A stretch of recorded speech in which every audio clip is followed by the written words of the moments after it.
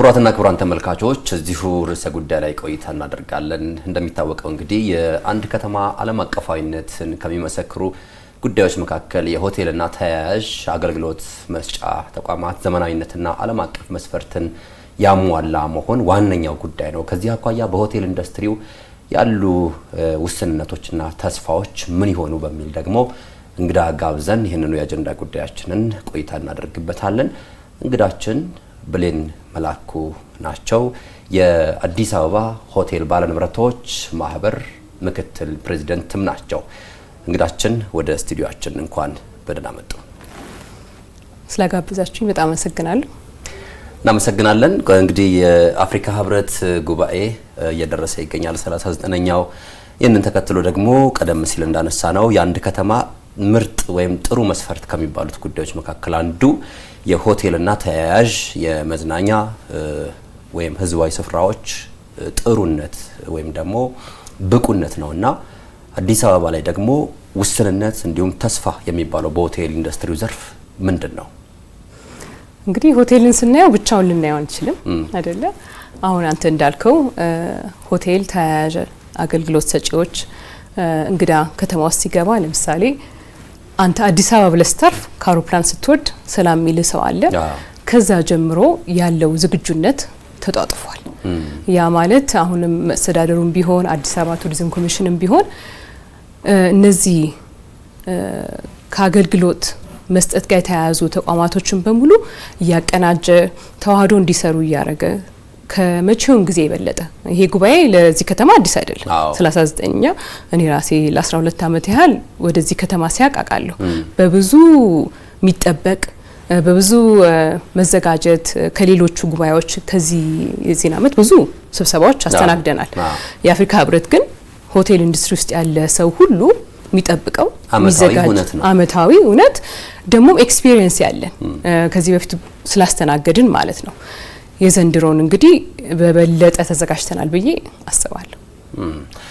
አንዳንድ የምናያቸው ነገሮች አሉ። ከተማዋ የደመቀችበት ያሸበረቀችበት ሁኔታ ቅድም ተያያዥ ላልናቸው ነገሮች እንደሌላ ጌጥ ወይም እንደሌላ ፈርጥ ሊወሰዱ ይችላሉ ሆቴሉ ብቻውን ስለማያምርና ሆቴሉ ዘርፍ ላይ ግን ምን ጉዳዮችን ብንጨምር የበለጠ ተመራጭ መሆን እንችላለን እንደ አፍሪካ ወይም ለአፍሪካውያኑ ቀልብ ቆንጣጭ ነገር ለመፍጠር? እንግዲህ እንደ አፍሪካን እንደ አሶሲዬሽን የሆቴል ባለቤቶች የሆቴል ስራ ላይ ላሉ እንግዶች ምን ያስፈልጋቸዋል? የምንቀበለው እንግዳ ምን አይነት ነው? እነዚህ እንግዶች ደግሞ እንዳልኩ ያሁኑ ከዚህ በፊት መተው አፍሪካኖች መተው ስለሚያውቁ ለመዘጋጀት ምን እንደሚጠብቁ እናውቃለን። ስለዚህ ለምሳሌ ምግብ ሊሆን ይችላል። አፍሪካኖች ምን መብላት ይወዳሉ?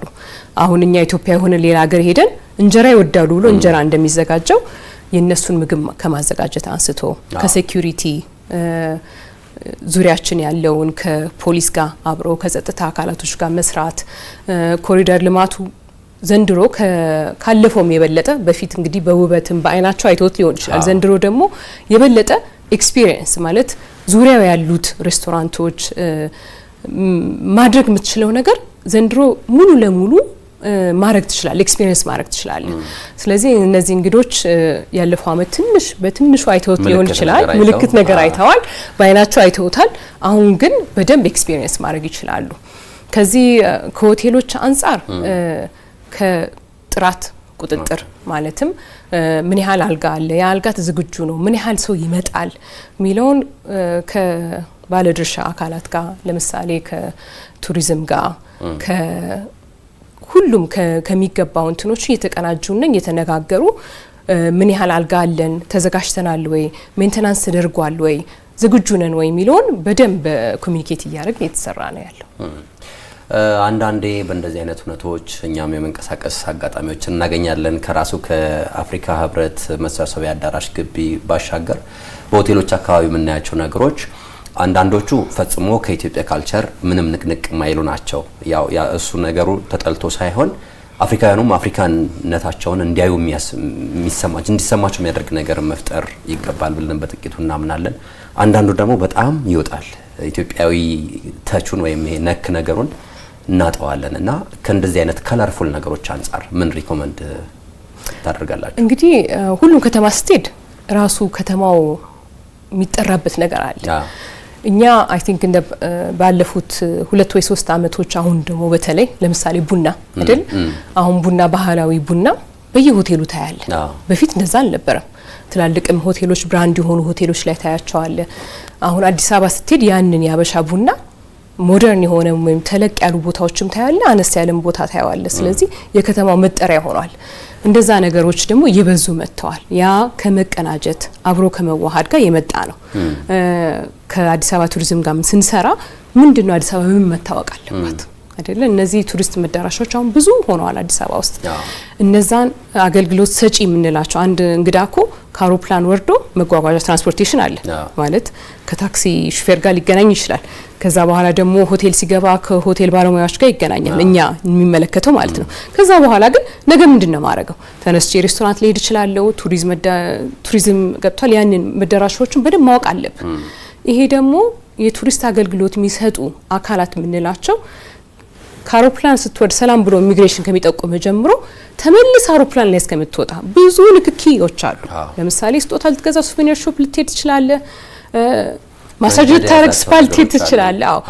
እነዛን አገልግሎት ሰጪዎች ሁሉ ስለ አዲስ አበባ ወይም ቱሪዝም ወይም ቱሪስት የሚያስፈልገውን ነገር እንዲያውቁ ስልጠና መስጠት። አሁን የኛ እንደ ያኛ ዋናው እንደ አሶሲዬሽን የምናደርገው እነዚህ ቱሪስት ሆቴል ላይ የሚሰሩ ሰዎች አዲስ አበባ ወይም ኢትዮጵያ በጠቅላላ አንድ ቱሪስት ምን ማድረግ ይችላል የሚለውን ነገር በኖሌጅ ደረጃ ወይም ደግሞ በእውቀት ደረጃ ስልጠና እንዲሰጥ፣ ከዛ በኋላ በሃይጂን አለ ሌሎችን ነገሮች ሁሉ እያካተተ ከባለድርሻ አካላቶች ጋር እየሰራን ነው። በጣም አሪፍ። የእናንተ ማህበር ወይም የአዲስ አበባ ሆቴል ባለንብረቶች ማህበር አሁን ከተቃቀስናቸው ጉዳዮችም ውጪ ያደረጋቸው ዝግጅቶች ወይም ያደረጋቸው የሚገኙ ዝግጅቶች ካሉ በመጨረሻ ብንመለከት። እንግዲህ እንደ አፍሪካ መዲና አዲስ አበባን ስናያት በየአመቱ እየተሻሻልን መምጣት አለብን።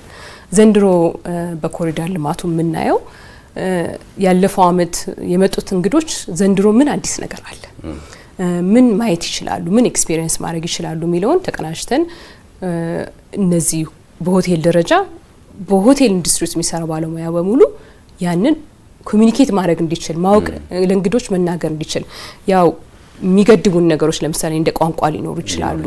እነዛን ነገሮች አስቀድሞ በመዘጋጀት በቪዲዮ ቱሪዝም አዘጋጅቷል።